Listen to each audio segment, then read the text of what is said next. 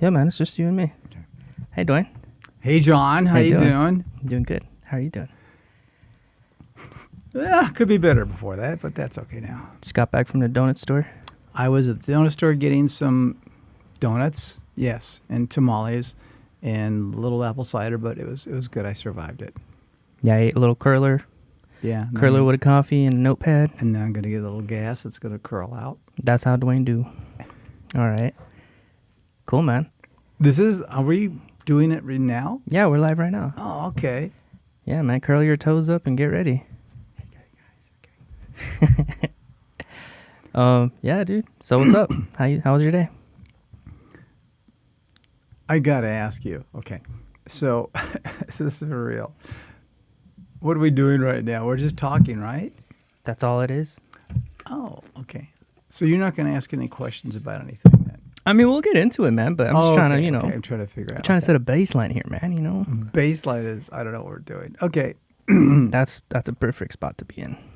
That's where all the magic happens. Oh, the magic. I can disappear any minute and make strange noises. Not with my mouth. Yeah, man. So I'm glad you had a good day. I had a good day. Hot Yes, lately, it was good. Anything new on the news? Dwayne does the news. No, the news. And then I'll put like a big font right behind Kamala you. Harris just... What's her name, the one running for president? Kamala Harris. Harris just... I better be careful what I say. Too politics here. Yeah, I don't get too deep into it, but... Okay. I mean, what else did you see? Is there another plague in the world plaguing the world? Well, yeah. We have a disease that's newly discovered by Dr. Fauci, who's been proven an idiot. And I didn't say that. But I told you not to say that. That's okay. All right. Yeah, I mean... Okay. It's one of the personality, so it's all right.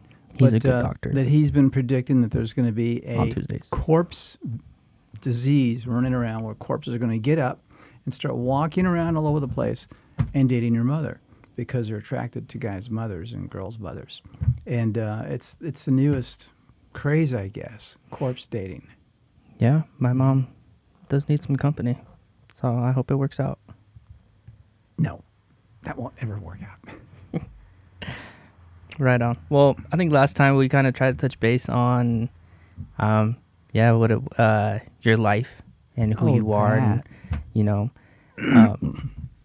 I think a fun thing to talk about would be, your music career, because a lot of people bring it up and don't bring it up, or like, oh wow, you're really a rock star, huh? You were kind of a big deal in another life, yes. And yes. You're pretty humble about it, and yeah, man. How did you even start that? Like, what even brought that up? I mean, was that the goal? Well, how did that whole thing start? Right? Yeah, the music or anything. Okay, we had done a TV show, done an episode of a show called How the West Was Won, starring James Arness and some other people. And the producer was John Matley, and he'd done Bonanza. He'd done Gunsmoke for all the years it ran. One of the longest-running TV series in history. And they hired me to play an Indian. And strange enough, why would I'm really a Chinese gentleman? But that's another issue entirely. Anyway, so they hired me to play this Indian called Wolfpaw. And how I got the interview was really crazy in the first place. I actually was injured while I was jogging that morning. I got stabbed in my left hand. I got down to a gas station, didn't have time to go to the hospital and get any stitches, so just put some windshield wiper fluid in there and some blue paper towels, and then, duct tape, the gray duct tape. And then I got out of my jogging clothes and got into my non-sweaty clothes and went to my interview. And so when I got there, they're looking at me and go like, geez, he looks like kind of a piece of shit. And this was down at, was it like a location, Paramount? MGM Studios. MGM Studios, yeah, okay. The old studios. It was very cool. Was this, did you do, what do they call it, auditions? Did you audition for the part? Yes, yeah. Oh, this was the audition? This was the audition, yeah. Okay. So I go in there, Where'd you hear about it? Was it like on the newspaper? Or? No, there was an agent that put me up for it. And strange person died shortly after they put me on the interview. He cut his own throat. That guy's an asshole. Anyway, so I go in there for the interview, and they had all these luminary figures from Gunsmoke and other shows.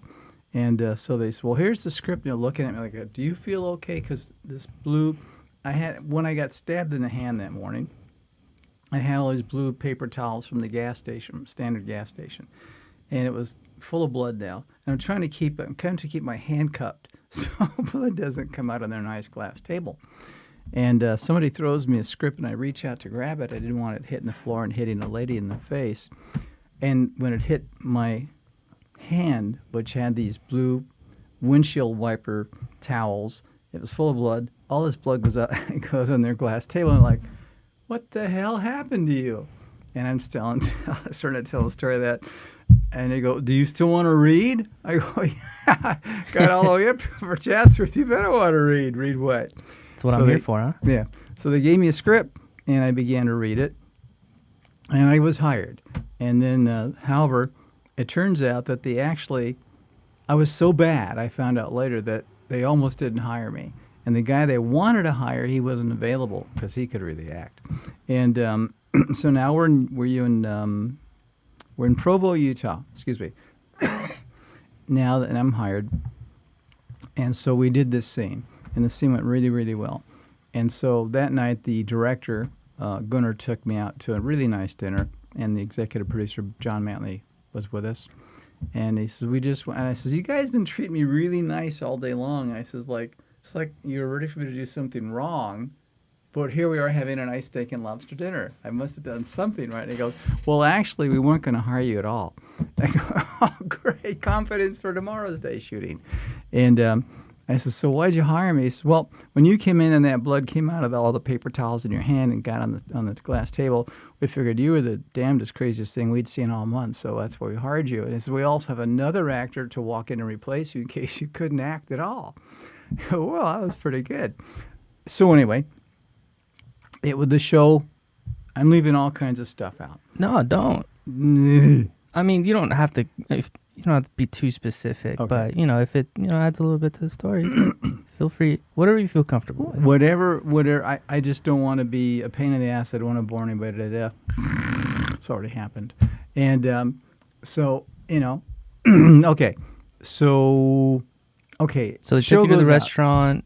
They were treating you nicely, and you were the backup of the backup, and then you were the backup that worked out. I was the one that got the job, and it happened to work out. It almost didn't work out. But Denver Pyle, who also played Uncle Jesse on Dukes of Hazzard, famous TV actor in his early days, was doing motion pictures. He was a lot of fun. He was just such a super cool guy. And we got to talk about acting and all kinds of neat stuff. That's pretty cool. It really was. Was he like a hero of yours of some sort? Well, he was so different looking on camera in that show than I was used to seeing him in motion pictures. When he was a younger man, he was doing a lot of movies. And as he got older, he wanted to take it easy, so he got to television. And what was something that, or you recognized what go? Oh, I recognized who he was when I first saw him, and we went to the first rehearsal, so to say. And I was reading lines of Denver Pyle. He did a lot of Westerns. He did a lot of cowboys and Indians movies, and he was really cool. And when we were getting the scene ready, they almost cut the scene because it wasn't happening. And so the director says, I'm sorry, I have to cut the scene. I go, whoa, I don't have many lines, so don't cut me out yet, please. What are you looking for? And they says, we just don't feel a threat. I'm going, wow, well, let's see. There's nothing in my shorts. I don't smell bad. I haven't crapped on myself, so what could be the threat?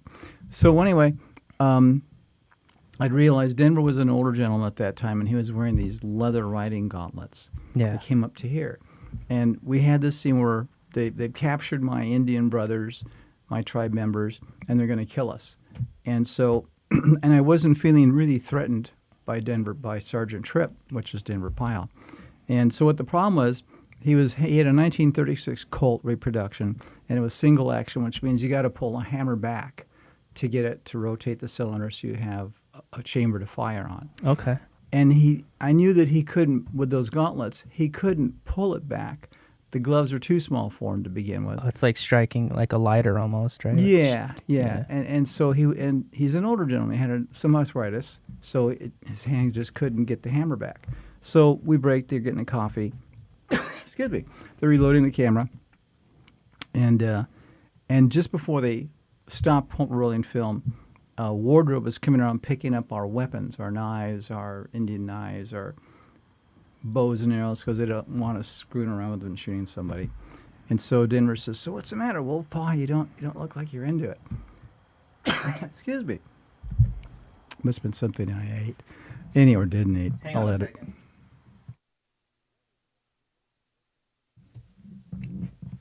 All right. Sorry about that. Sorry about that. So he says, "Wolfpaw, what's the matter? You okay?" And I says, "You're not a threat to me." He goes, "What do you mean?" I says, "You're not a threat. They got all my guys captured. They're going to shoot us all. And I'm worried about you firing one bullet at me with a pair of gloves you can and get the hammer back." I says, "I'm not threatened." He goes, "Well, how could you feel threatened?" I go, "Well, very simple. When wardrobe came around to get our props, I kept my prop knife, which was steel. Everybody else had rubber knives. And it's hard to kill a guy with a rubber knife. And so anyway, I said, I have my knife, and it's in my loincloth."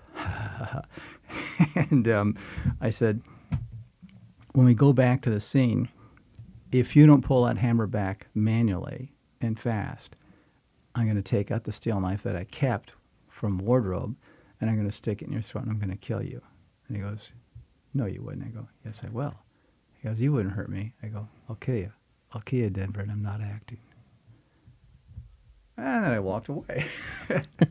Well, whatever you do now, I'll poop in my pants and get in my shoes, and you'll really be in a bad shape. But anyway, I didn't poop my pants or my moccasins. Well, not that day. But anyway, so the scene began to roll, and I saw Denver and looking at, and I'm not feeling threatened. So I start pulling this knife out of my loincloth. People thought, well, he's really big. It's a big knife. And something just happened. It took over, and I just began to focus in on Denver. I began to start moving towards him, and he started feeling threatened, and he pulled back the hammer in his Colt, and the scene worked. It worked really, really good. And so later on, when they were breaking to reload, when they had film magazines, he says, "Wolfpaw, what were you doing?" I says, "I was going to kill you, Denver." He goes, "Would you really have hurt me? I told you I wasn't acting. And you weren't too far away from the finish of the scene." And then I just walked away. And so the director comes up and says, "Would you really have stuck that in Denver's throat?" I go, "I can't tell you. Got to keep some secrets to the craft." So then we had a steak and lobster dinner. Okay. The whole show went kind of like that, where everybody's discovering on a very tight schedule what the other actor is going to do, what the character is going to do. Of course, the characters are driven by the actor. And I'm not one of those method actors. I got to study with some wonderful people growing up in the business, but you don't always know what's going to work for you. Yeah. And it was a lot of fun. So I kind of forgot what you asked. That's how you started.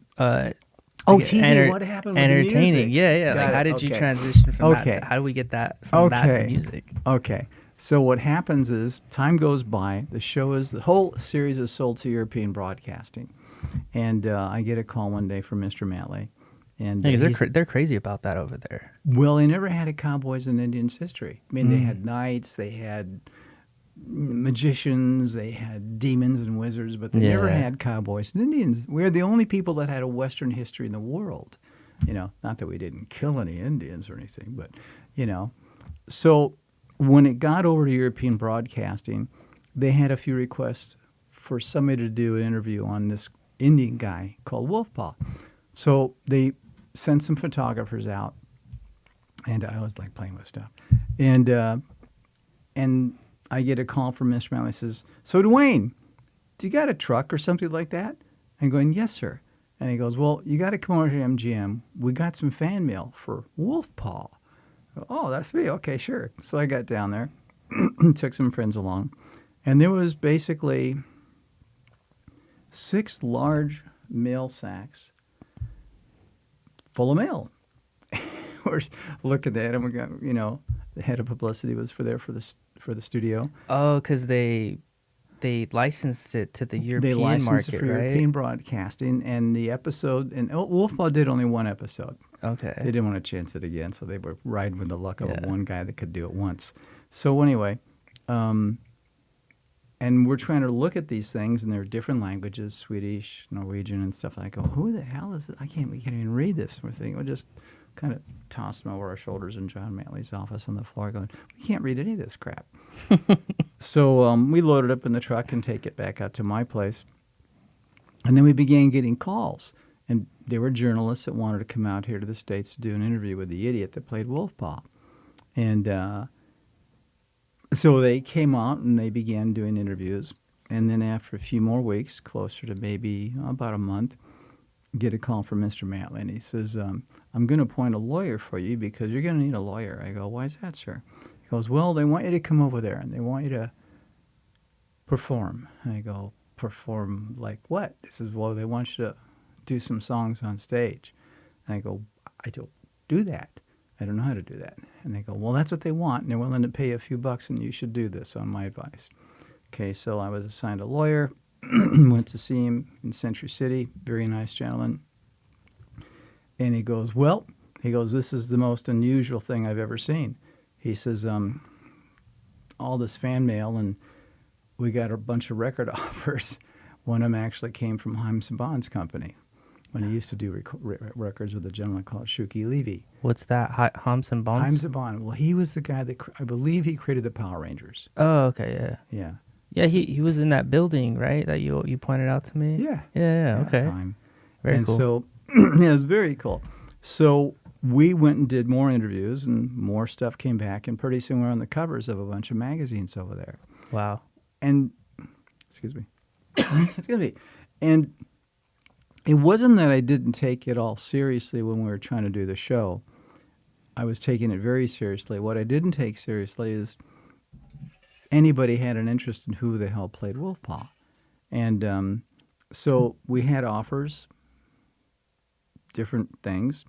And Leonard says, well, this, he says, so he contacted the record companies and says, the money they're offering is star money, and you don't even really sing. I go, no, sir. Getting into the big bucks, kid. Basically, yeah. And so I go, well, I just trust you and Mr. Manley. Just negotiate whatever you want. So a deal was hammered out, and on the flip of a coin, we decided what record company we're going to go with. And I wind up over there in a couple of weeks, and we're preparing a concert tour and traveling around Scandinavia, Denmark, Finland, and some other places to release an album. And okay.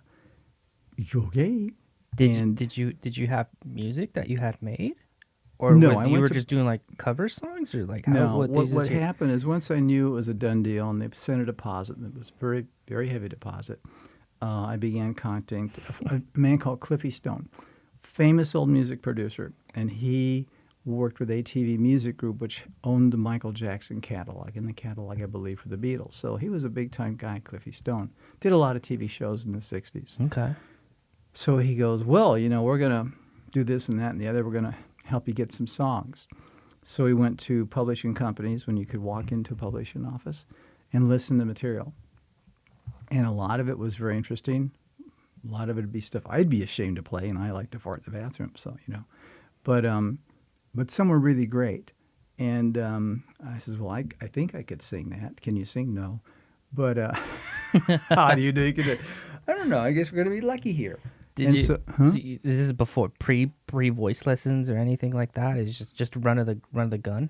No. I'd had some voice lessons because my mom had visions I would be an opera star. Poor mom. She never saw those happen.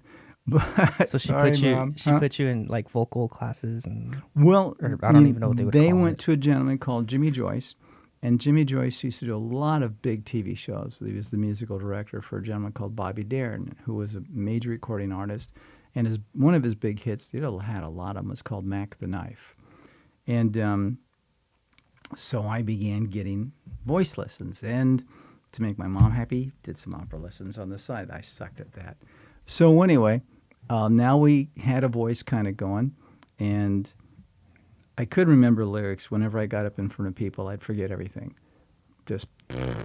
And that was difficult on stage. So you had a little bit of stage fright? Oh, I had terrible stage fright. After a while, when the man who was running the concert company, Thomas Nordlund in Sweden, he says, Duane, you you could go out there on stage and take a shit, and they'd still applaud for it. I go, you really think so? So that's why you're into steamers, huh? That's why I'm into shit. So anyway, so I remember we're there. We're going to do this show. They had this custom-made leather jacket and leather pants for me, all white. And then I saw they had a roller coaster like a steam train, and it went into this. It was like Knott's Berry Farm, and they went into the park, and the train did a loop with people in it. They were all strapped in, and then it went around and it disappeared. And I looked down at myself, and it hit me. When I was about 10 years old, I had a dream that I saw this guy in a white outfit, cloth of some sort. Turns out I'm in a leather outfit on stage, and there's a lot of people out there. Yeah. And then I saw the train coming on the tracks. It did a loop, and going, oh my gosh, I've been here. I've seen this. And all my fear when I realized I'd seen myself when I was 10 years old in that costume, in this park, with probably that day about 28,000 people. I didn't have any fear. I knew I belonged there. Yeah. In a Dummy. way, well, maybe that's what your mom saw. It's just not with the era of the music. Well, I still had a problem with remembering lyrics. It would be like whenever I'd get in front of people and I had to have the words or some music, my mind would just go blank. And so we can't have lyrics up on 4x8 sheets of cardboard. Well, we got you. You're not going to have a show. And I says, look, just get some poster board. Let's get some flower planters out here. It's summertime. You're out here in the sun and enjoying the beautiful sun. Usually it's all like, geez, 8 months of winter over there in Scandinavia. Did somebody fart? Okay. So anyway, they put up these huge flower planters, and they put my lyric sheets behind the planters, so people, it's supposed to fool them from realizing I was too dumb to remember my words. And then they hired a tailor to make these costumes for me, Mr. J.J. Wiggins. Yeah. English guy, very cool man. He used to make all the costumes for Elvis Presley. He designed his jumpsuits for Elvis Presley, and he did a lot of big-time people. Yeah. And it was very cool. I got to meet Elvis once, and out of that, I got to hire his piano Presley? player. Yeah. You met Elvis? Yeah. Well, I met Colonel Tom Parker, too. I don't know who that is. I don't know. Oh, he was Elvis's manager. You met Elvis? Yeah. On a toilet? Whoa! Let's not put some of that flavor in there. Whee! It's magic. Anyway, so okay, so they get my lyrics out, and I'm now able to read the song. So I'm cool. I'm where I'm supposed to be. Here comes the train. There's a roller coaster. I'm in this leather outfit. I got words for my songs, and I got this costume that was really crazy. It wasn't like an Elvis jumpsuit. It was a lot of leather and beads. It looked great. It had a big old knife on it, and had a great bunch of studio musicians that recorded the album that was heard by the record company. And nobody knew where any of this was going to go, but people were making a lot of money selling pictures of Wolfpaw and whatever. And we were doing other shows, and it was fun. And inevitably, we went for several years, quite a few years with this. You keep going, yeah. Okay. So quite a few years? Yeah. And the only reason it stopped is at one point, as I came home every summer after summer, I'd get new material. Well, this time I came home and my mom just didn't seem to be right. So I figured, well, I'm going to take off a season so I can find out what's wrong with Mom. And my mom was very important to me because I had a family tragedy when I was a kid. And yeah, we talked about that on the last episode. Yeah. And so took Mom to different internalist specialists, liver. She had liver cancer, and it turns out. And so I took the next season off. And we toured, quite a few seasons. But now I'm staying home to be a mom, and suddenly the fun had gone out of it, just trying to keep her alive. And I had a brother, very evil, very wicked guy, just an absolute bastard. Yeah. And we know about my brother, Gennard. But, so anyway, we were prepping. We were getting ready to do our 6th album, or 5th album. I don't remember now. And Hang on one second, okay? sure.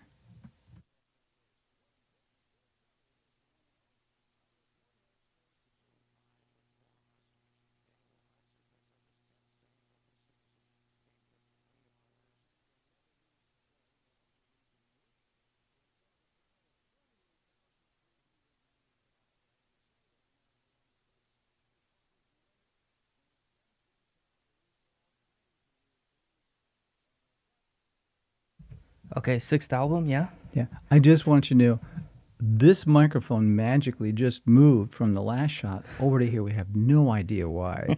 Just had to tell you that. Anyway, so Mom had a liver transplant, and unfortunately she didn't survive it. And she died the day before the earthquake in 1994. And we'd begun production on another album, but it just wasn't fun anymore. You know? Yeah. So we never finished it, and I stopped touring. And they had me come back, I think in, 2020, for a TV show overseas, and it was a lot of fun. They tried to get me into Russia, and the United States didn't want me to go into Russia because they were afraid that I was going to badmouth America over killing millions and millions of Indians. So they didn't want me going over there and pooping on the United States. Politics, don't know anything about it. But anyway, so, but we recorded some really great music from brilliant writers, and I'm not any of them. I just sang the songs, so I can't take credit for any of the talent it took to write those things. Yeah. Sorry, I'm just kind of... Is anybody going to know it's moving all by itself again? Still working out the bugs here. And there goes a big one across the floor. Anyway. So that was the end of that, huh? That was the end of that. And, yeah, I would love to get back into music, but we're pursuing some other endeavors right now. And nobody really... I was told by a couple of different people that I would never make it in America. A very, very famous manager, not going to name his name. I respect him. He's dead, so he can't sue me if I say anything against him. But a wonderful guy, talented manager. And he says, I could get on the phone with book Lionel Richie, and I could make, in minutes, huge amounts of money booking Lionel Richie. He says, I got to really work my ass off to sell Wolf Paw from How the West Was Won. He says, just isn't worth my time. But he says, I think you got some talent. Things are working out for you overseas. Run it until it dies. Yes, sir. Good advice. And Cliffy Stone, the person who was connected to ATV and a lot of country stars, wanted to put me into country music and doing the type of songs Glenn Campbell had done, who was a brilliant writer and performer. And, but things change. Things change. That they do. All right, man. This was about, we're hitting about the 30-minute mark. I think that's a good place to all right. Pause or put a bookmark in it. But yeah. Oh, sorry. Are we still here? It's a little late. No, not at all. I'm just, I don't want to bore anybody to death. No, yeah. I actually stuck an humidifier carpet. I want to make sure all my stuff's working out pretty good. We're still live. Thank you. We're still kind of moving about, moving things around. This is a piece of work in development. This is have we told anybody it's our first podcast show, or 1.5, or? Yeah, this is probably 1.5. Yeah. Okay. 1.5 is fair. And we're going to be going to some unusual places when we do these silly things, and talk about some of the history of the location we're going to, and the things of interest that we're going to. Just a lot of stuff that was in my life that was important to my dad, and some of it very cool, some of it actually monstrous. But, yeah. Yeah, we'll keep the people in the loop, and we'll get that stuff out there. That'd be cool. And thank you all for letting us into your home or pay toilet or wherever you're at. Into their ears. Oh, is that where they go? Yeah, that's where they end up. Yeah, man. Okay. I should have brought the whoopee cushion down here. It's part of the human condition. What can you do? Thank you very much. Pleasure to be able to do this. I've had a lot of fun. Like and subscribe, and Dwayne, give us your last word. Gordola. All right, we'll expand on what that. that means next one. We'll expand on that on the next one. All right, Okay. everybody. Like Take and care. subscribe, and have a good night. Don't step in the Gordola. Bye.